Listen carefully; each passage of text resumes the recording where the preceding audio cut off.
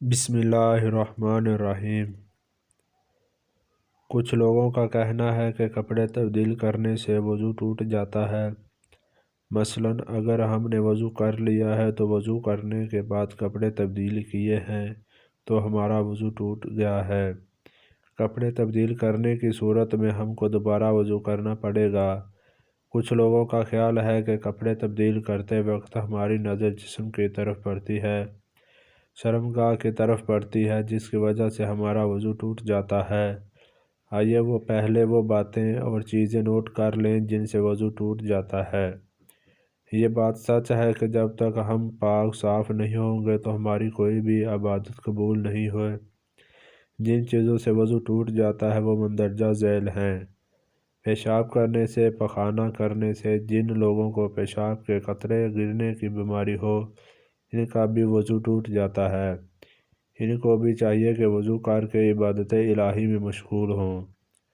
جن لوگوں کو گندے خیالات آنے سے ان کی شرمگاہ سے قطرے آتے ہیں، اگر کسی کو وضو کرنے کے بعد ایسا خیال آ جائے جن کی وجہ سے ان کے شرمگاہ سے قطرے خارج ہو جائیں تو اس صورت میں بھی وضو کرنا لازم ہو جاتا ہے۔ اگر کسی انسان کی منی خارج ہو جائے اس کے لیے وضو ہی لازم نہیں بلکہ اس کے لیے غسل کرنا بھی لازم ہو جاتا ہے۔ اگر کسی انسان کے پیشاب یا پخانے والی جگہ سے پتھری یا کیڑا نکلے تو اس صورت میں بھی دوبارہ وضو کرنا لازم ہے۔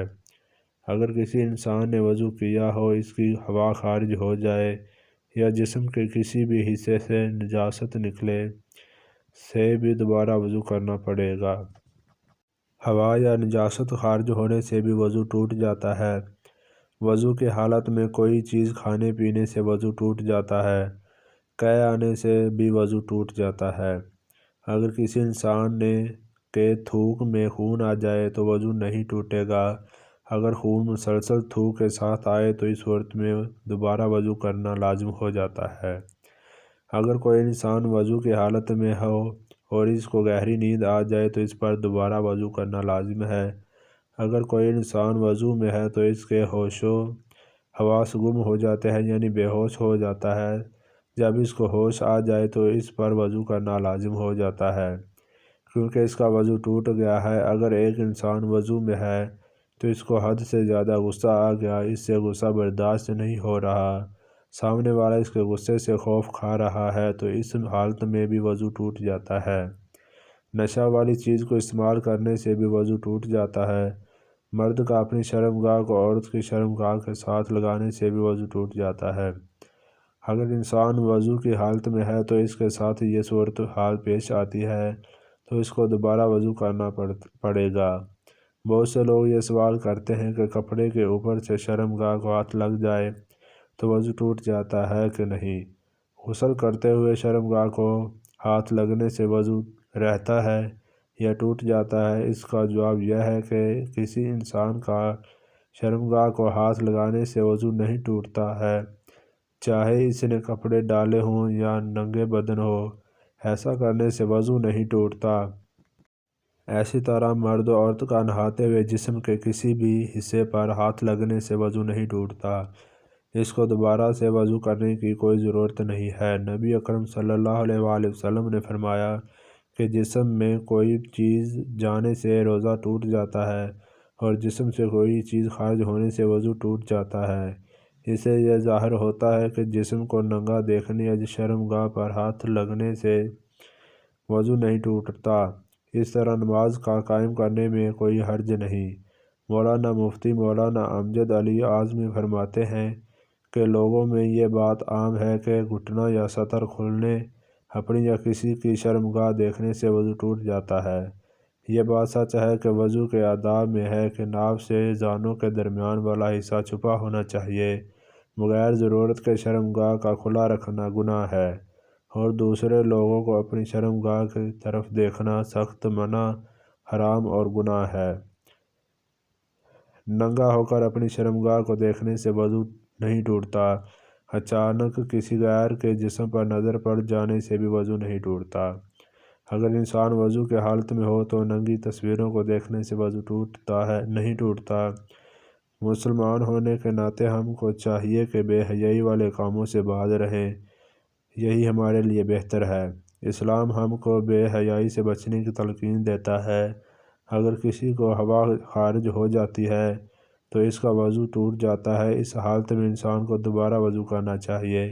اگر کسی کے پیٹ میں زخم ہے جس کی وجہ سے وہاں سے ہوا خارج ہو رہی ہے تو اس حالت میں وضو نہیں ٹوٹے گا۔ اگر کسی انسان کے جسم پر کسی چیز سے کٹ لگ جاتا ہے تو اس کے جسم پر زخم بن جاتا ہے، خون چمکتا ہوا نظر آتا ہے، زخم سے بہتا نہیں تو اس کا وضو نہیں ٹوٹتا۔ زخم سے خون بہنے کی صورت میں وضو ٹوٹ جاتا ہے۔ انسان کو زخم کو صاف کر کے دوبارہ وضو کر لینا چاہیے۔ کسی کو بلغم کے ساتھ خون آتا ہے، جس خون کی مقدار بلغم سے کم ہے تو اس کے وضو نہیں ٹوٹتا ہے۔ اگر خون کی مقدار زیادہ ہو اور بلغم کی مقدار کم ہو تو وضو ٹوٹ جاتا ہے۔ اگر کسی انسان کے پانی پیتے وقت پانی باہر نکل جاتا ہے اور پانی صاف ہوتا ہے تو اس کا وضو نہیں ٹوٹتا ہے۔ اگر پانی معدے میں داخل ہو جاتا ہے اور انسان کو قے آتا ہے اور پانی گندمی خارج ہوتا ہے تو اس حالت میں وضو ٹوٹ جاتا ہے۔ اگر کوئی انسان بیٹھا ہے تو اس کو نیند آ جاتی ہے تو اس اونگ کی صورت میں وضو نہیں ٹوٹتا۔ کبھی کبھی ایسا ہوتا ہے کہ انسان کے جمعہ کے دن جمعہ کا خطبہ سن رہا ہوتا ہے تو انسان کو وہاں نیند آنی شروع ہو جاتی ہے تو انسان بیٹھے بیٹھے سو جاتا ہے، اس کو بھول جاتا ہے کہ میں مسجد میں ہوں، نماز ادا کرنے کے لیے آیا ہوں۔ اس کو خطبہ کے بارے میں کوئی علم نہیں ہوتا تاکہ خطیب کیا خطبہ دے رہا ہے، یعنی اس قدر نیند کا غلبہ ہو جائے کہ انسان کچھ لمحوں کے لیے سب کچھ بھی بھول جائے تو ایسی صورت میں اس پر وضو لازم ہو جاتا ہے۔ وہ اٹھ کر وضو کر کے دوبارہ اپنی جگہ بیٹھ جائے، یہی اس کے لیے بہتر ہے۔ اگر انسان نماز یا کسی سجدے میں زور زور سے ہنستا ہے تو اس حالت میں سجدہ قبول نہیں ہوگا۔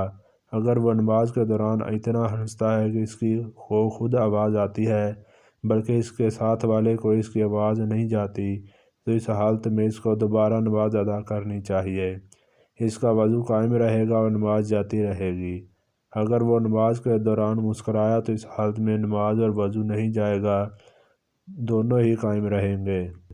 یہاں یہ بات قابل ذکر ہے کہ اگر کسی کو بیماری کی وجہ سے پیشاب کے قطرے نکلنے یا پخانہ نکلنے کی بیماری ہے تو اس مسلمان کے لیے ضروری ہے کہ وہ ہر نماز سے پہلے تازہ وضو ضرور کرے۔ ناظرین گرامی، یہ بات ذہن نشین کر لیں کہ کپڑے تبدیل کرنے سے، اپنا جسم اور شرمگاہ کو ہاتھ دیکھنے سے وضو نہیں ٹوٹتا ہے۔ ہم کو چاہیے کہ ہم ان باتوں کا خاص خیال رکھیں جن سے ہمارا وضو ٹوٹ جاتا ہے۔ اگر ہمارا وضو ٹوٹ جائے تو ہم کو فوراً دوبارہ کر لینا چاہیے۔ اللہ تعالیٰ سے دعا ہے کہ اللہ تعالیٰ ہم کو دین اسلام پر عمل پیرا ہونے کی توفیق عطا فرمائے۔ آمین۔